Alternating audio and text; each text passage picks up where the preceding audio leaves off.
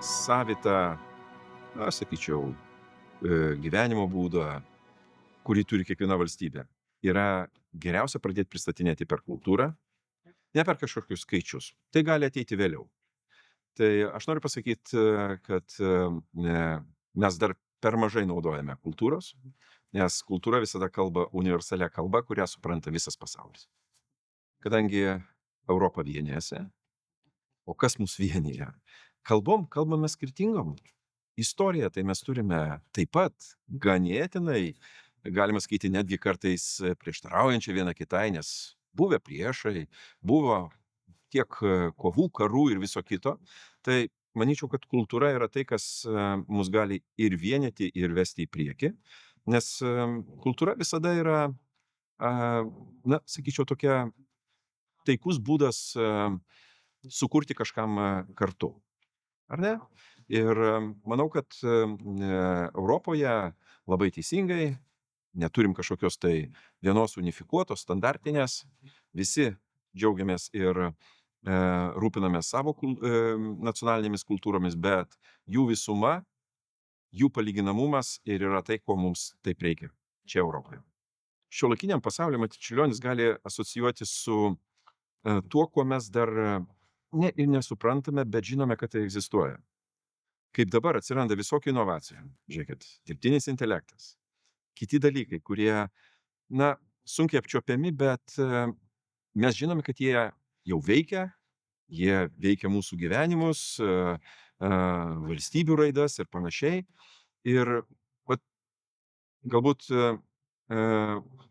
pasižiūrėjus į Čiurlionį, galima, nuo kiekvieno fantazijos priklauso, ką jis tenai mato, kaip giliai įžvelgia galbūt į tuos giluminius tuos dalykus, kurie taip gražiai apibūdinami būtent Čiurlionio kūryba, ar nesvarbu, ar muzika, ar tapyba.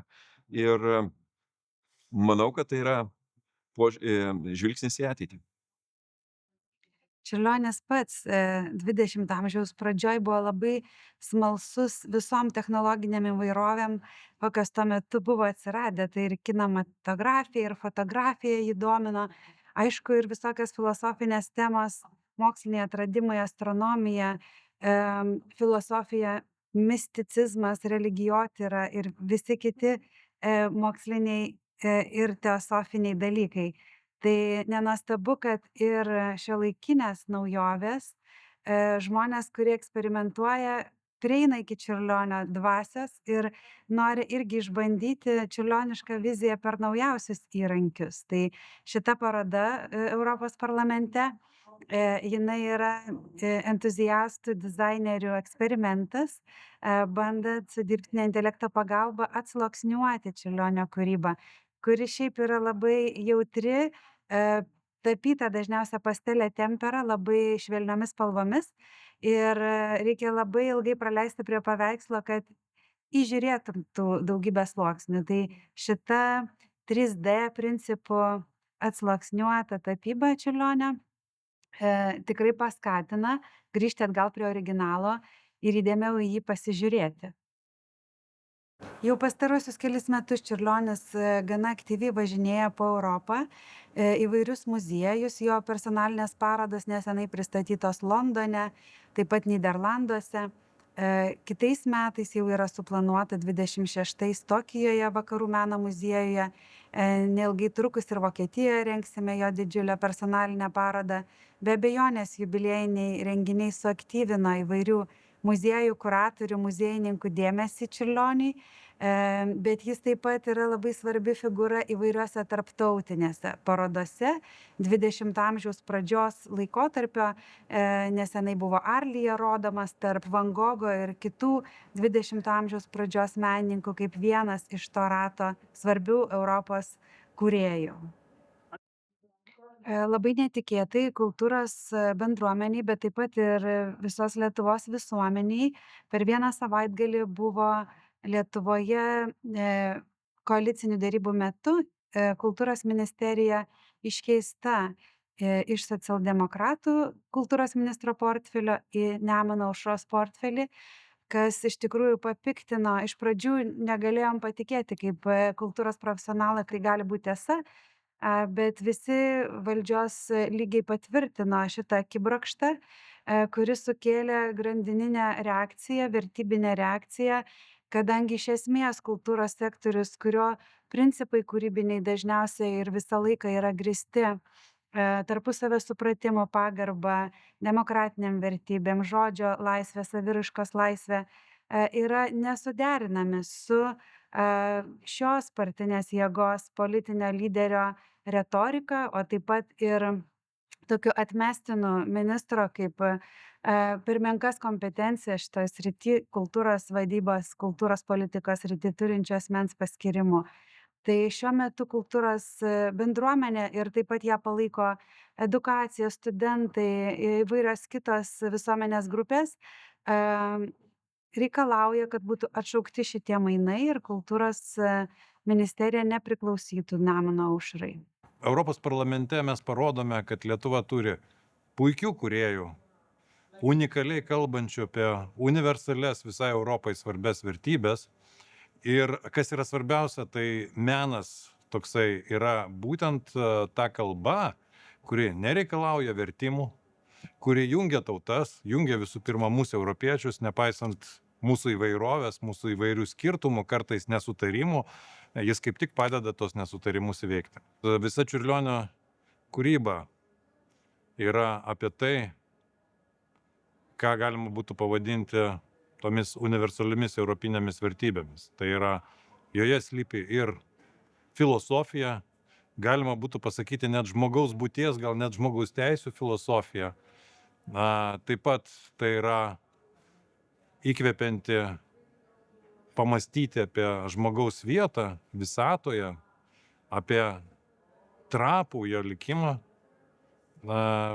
Ir aš galvoju, kad kas yra svarbiausia, tai kad Europos politika, taip pat kaip ir menas, kurį atstovauja Čiurlionis, nebūtų vien tik tai apie tai, kas yra formalu, kas yra teisės aktai, bet svarbiausia, kad tai būtų apie tai, kas yra įkvepiančio ilgalaikiams vizijoms, įkvepiančio surasti unikalius, geriausius sprendimus, nepamirštant, kad už tų sprendimų yra gyvos būtybės. Tai yra žmonės, kad žmogaus orumas, žmogaus teisės turi būti saugomos visada. Ir tai, ko iš tiesų gal kartais trūksta, kartais labai formalioje Europos, Lietuvos politikoje. Ir kalbant apie patį meną, apie, pavyzdžiui, jo suvokimą, čia irgi būtų galima pasakyti, kad Čiurlionio kūryba bene geriausiai parodo, kad menas tai nėra kažkas materialaus, tai nėra vien tik tai finansai, tai nėra vien tik tai apdovanojimai, padėkos ir procedūros kažkokios iškilmingos, bet tai yra visų pirma apie tai, kas amžino, ką reikia visada turėti omenyje, kalbant apie ir bet kurios politikos įgyvendinimo, bet tai yra tiesiog, tai yra vertybės. It is about 10 years ago that I went to Lithuania for the first time. Then I have been there every year, sometimes more than once a year.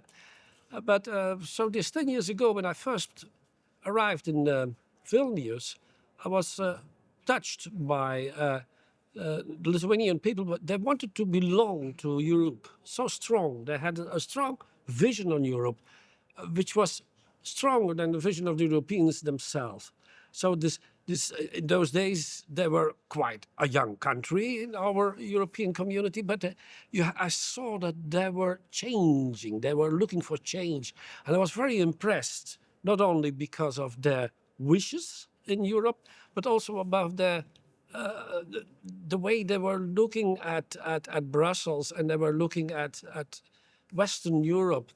And I understand that a few moments later when I learned about Lithuania, when I learned about the history, when I learned about all the problems they had. And I see now, since then, I've seen Lithuania change every year. And it is this voluntarism that makes me so happy. And of course, it's a beautiful country. When I was in Kaunas and I visited the pavilion in this beautiful museum, in this beautiful place where I saw the collection of Čiurlionis, I was really touched, deeply touched. I know this moment very well. I have written about it even. And when I passed, there was only one woman there, and she was. I was alone in that museum, and there was only one woman who was standing there and who was of the museum, belongs to the museum.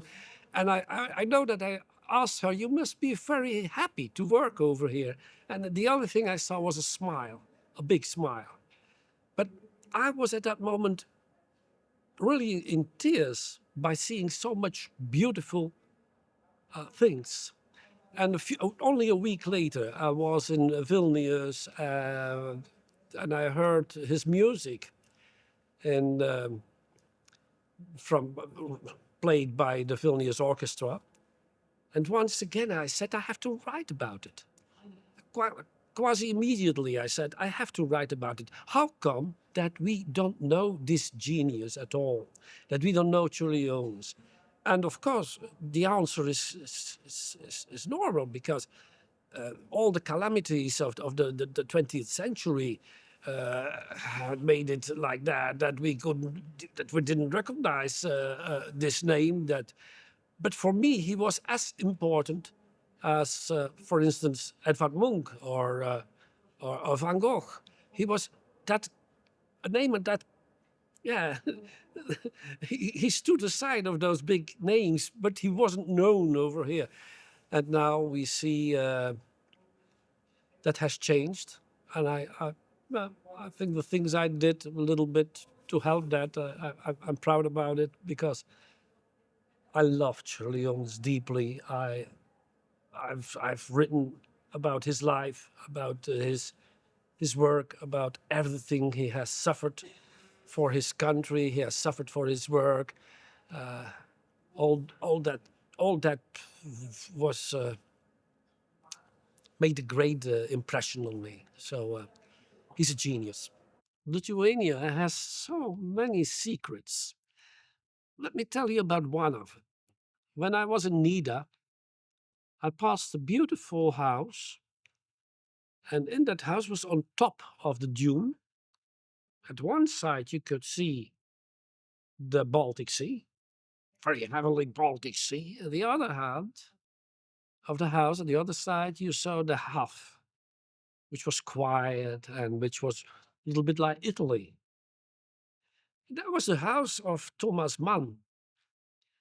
Thomas Mann built that in Nida, which is a beautiful place, of course. It's something very special. Nida is a miracle.